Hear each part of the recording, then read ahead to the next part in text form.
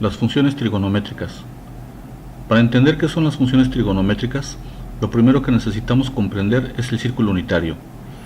El círculo unitario es un círculo de radio 1 que tiene su centro en el origen del sistema de coordenadas, como podemos ver en la figura.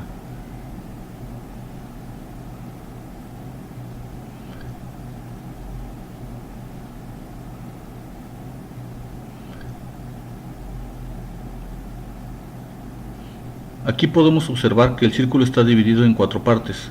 Cada división se conoce como cuadrante. A esta división se le conoce como primer cuadrante. Esta división es el segundo cuadrante. Este será el tercer cuadrante. Y finalmente este es el cuarto cuadrante. Recordando que el perímetro de una circunferencia es igual a 2pi por el radio, y como el radio del círculo unitario es igual a 1, entonces su perímetro será igual a 2pi. Este valor corresponde a la longitud total de la circunferencia.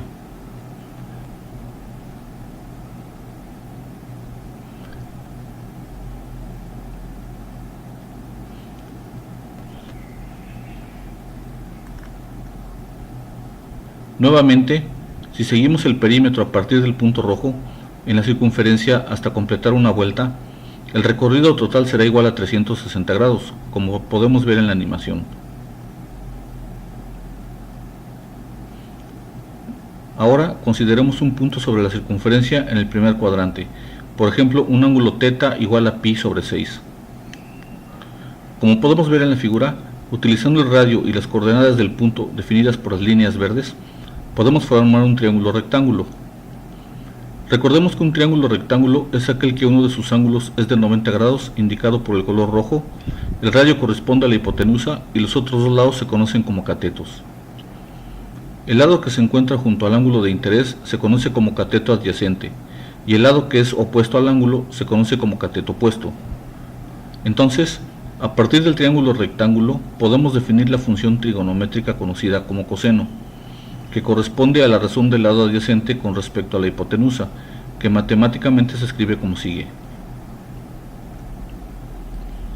Regresando al punto del primer cuadrante, si aplicamos la definición del coseno y como la hipotenusa es igual a 1, entonces el cateto adyacente tendrá el valor de la coordenada x.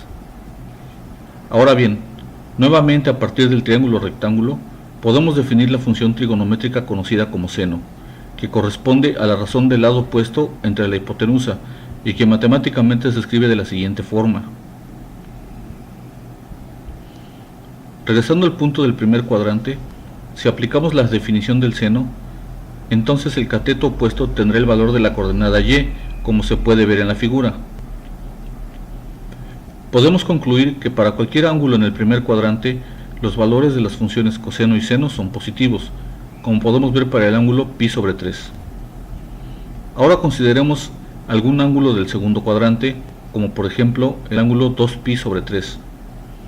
En la figura podemos observar que el seno de 2pi sobre 3 es igual al seno de pi sobre 3, pero el coseno de 2pi sobre 3 es el negativo del coseno de pi sobre 3, que para cualquier ángulo del segundo cuadrante, el seno del ángulo es igual al seno de pi menos dicho ángulo, y el coseno del ángulo es el negativo del coseno de la diferencia pi menos dicho ángulo.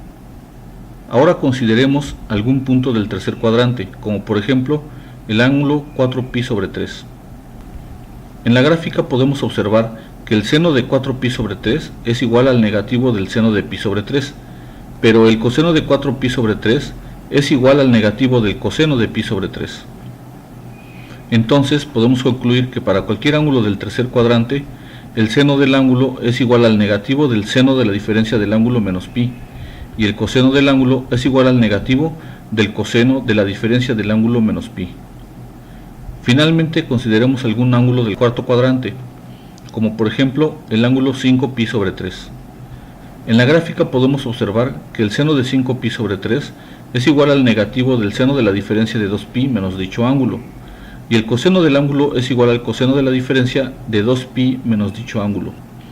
Después de todo este análisis, podemos resumir el signo que le corresponde a las funciones seno y coseno en cada cuadrante. El coseno tiene valores positivos en los cuadrantes 1 y 4, y tiene valores negativos en los cuadrantes 2 y 3. En el caso del seno, este tiene valores positivos en los cuadrantes 1 y 2 y valores negativos en los cuadrantes 3 y 4. Ahora bien, la relación que existe entre las funciones seno y coseno se puede obtener recordando el teorema de Pitágoras, que establece que la suma del cuadrado de los catetos es igual al cuadrado de la hipotenusa.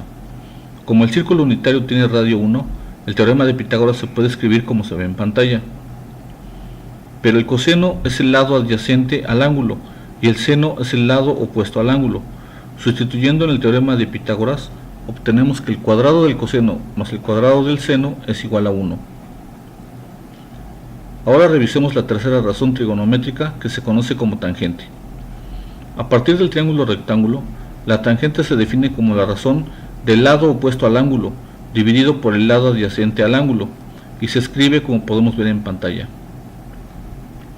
Si a esta razón la multiplicamos por 1, que equivale a la razón de la hipotenusa entre sí misma, y por las propiedades de las fracciones, los catetos del triángulo quedan divididos por la hipotenusa. Observando esta nueva fracción, se puede ver que el numerador representa al seno y el denominador representa al coseno, y por lo tanto, la tangente se puede escribir como la razón entre el seno dividido por el coseno.